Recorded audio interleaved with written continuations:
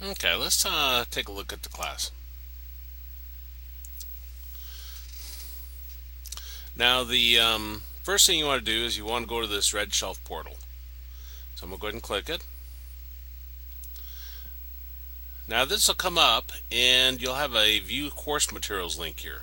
So you want to click that, and then you want to write down the access code it gives you, or just highlight it and copy it, and then you'll paste it later. Now after you do that, then you want to go to this Mind Tap link here.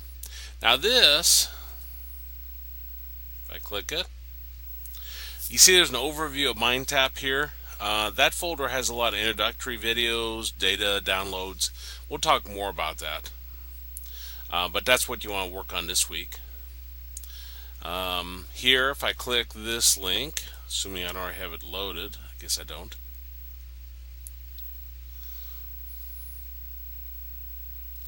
It'll bring this up, and this brings up everything.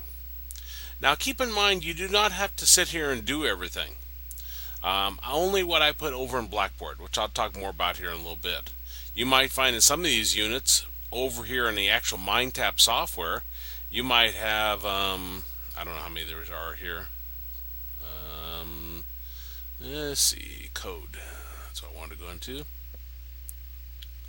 This has 10 programming assignments for one unit. Some of them may have 20.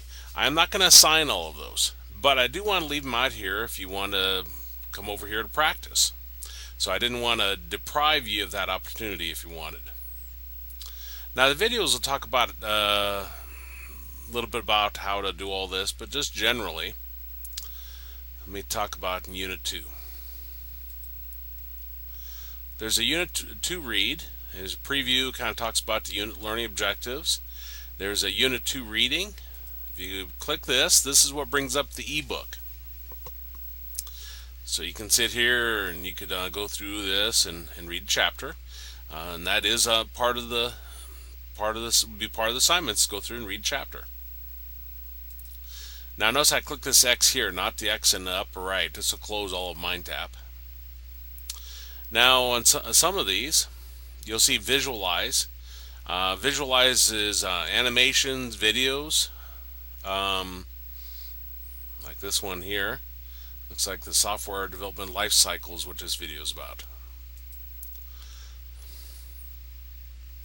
There's some of them that have coding projects, and so if I click click the second one here, click Start Assignment Now.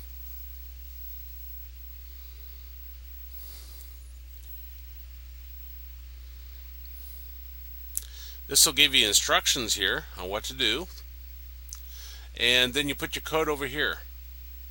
Now I'm not going to actually write this, but this may end up being one I assign. But if I put code here, and see there's a test here. Test will come up and tell me that I failed, I suspect. 0 of 3 tests passed. I didn't do anything they were asking me to do. But if you run code, you'll see your output over here. So this provides a safe environment where you can sit here and test code and see the result.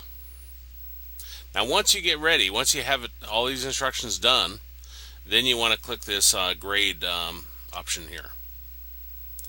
Okay, I'll close this X again. Here's a Unit 2 study. The study option is always just practice getting you ready for the test.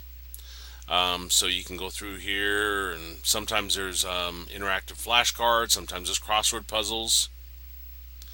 Down here in Apply is the exercises, and on this one, seeing is the reviewing the basics quiz.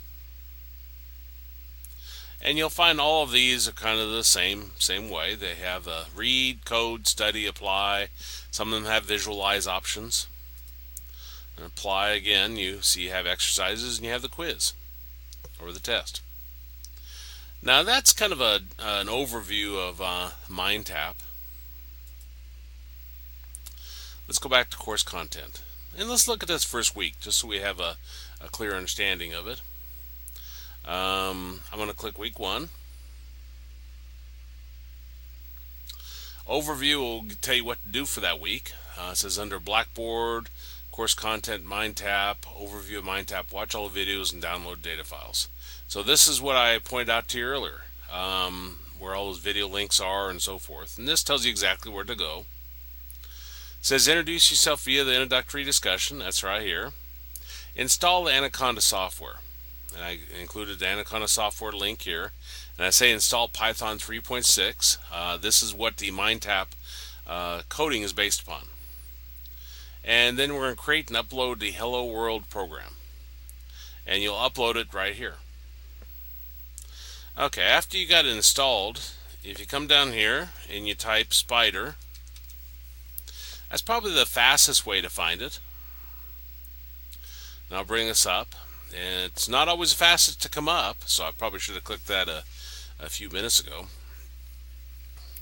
Now, just what you see over in the links here, and I don't have any direct links here for this week 1 because there's nothing in MindTap for the first week. But this is where you'll see what to do. I'll actually have a link right here.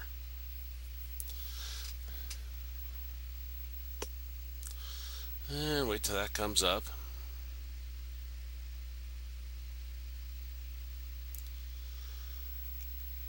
I'll probably create another brief video once we get into week 2 so you can see what exactly to click.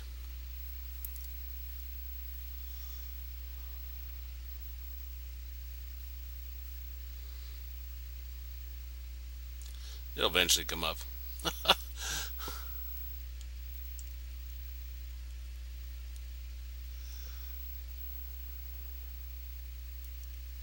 If it doesn't, then I'll just give you an idea what to do.